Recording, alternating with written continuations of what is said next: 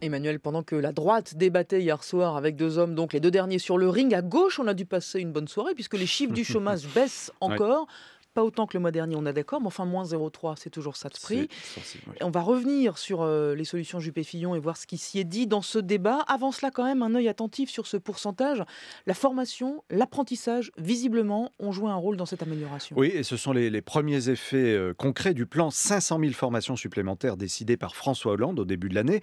En octobre, concrètement, les entrées en formation de chômeurs ont augmenté de plus de 70%. Alors attention, formation ne veut pas dire embauche.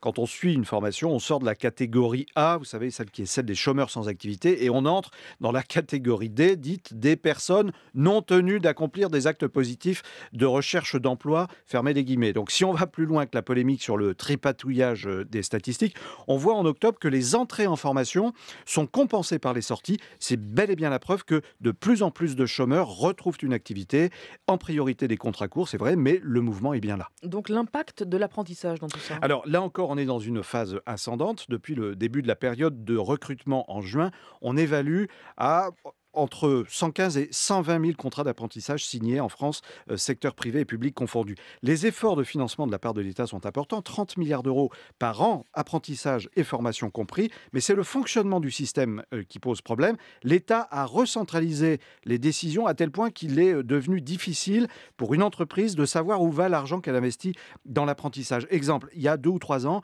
un patron de PME parvenait à flécher plus de 45%, on va dire, de la taxe d'apprentissage versée, c'est-à-dire qu'il pouvait en choisir la destination en fonction de ses réels besoins de main-d'œuvre. Aujourd'hui, il n'en flèche plus que le quart, 25%.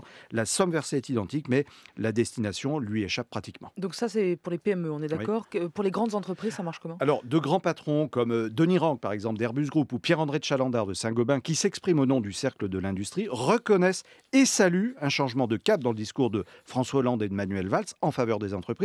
Ils saluent les avancées, mais appellent à un volontarisme plus fort pour transformer l'essai. Il faut, disent-ils, simplifier et rationaliser le financement du système d'apprentissage et sa gouvernance, en donnant par exemple plus de marge de manœuvre aux régions, revoir les missions de Pôle emploi pour les adapter à la demande des entreprises par bassin de population. Toutes les régions n'ont pas les mêmes besoins de main-d'œuvre, et puis rapprocher les entreprises et l'éducation nationale pour faciliter renforcer les actions communes. Et donc autant de sujets forcément qui ont été abordés hier soir par les deux finalistes de la primaire, Oui. plus ou moins dans le détail d'ailleurs, pendant ce débat télévisé. Oui, Hein. alors sur le fond, les propositions ne sont pas très différentes entre François Fillon et Alain Juppé. Fillon veut généraliser l'apprentissage dans la formation professionnelle et permettre aux apprentis de passer plus de temps en entreprise.